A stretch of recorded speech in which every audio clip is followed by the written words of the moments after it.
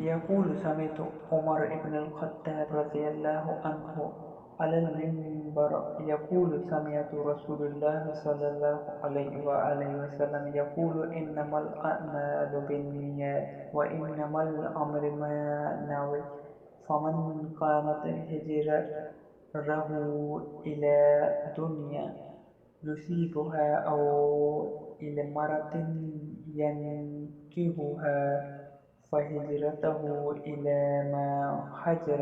إليه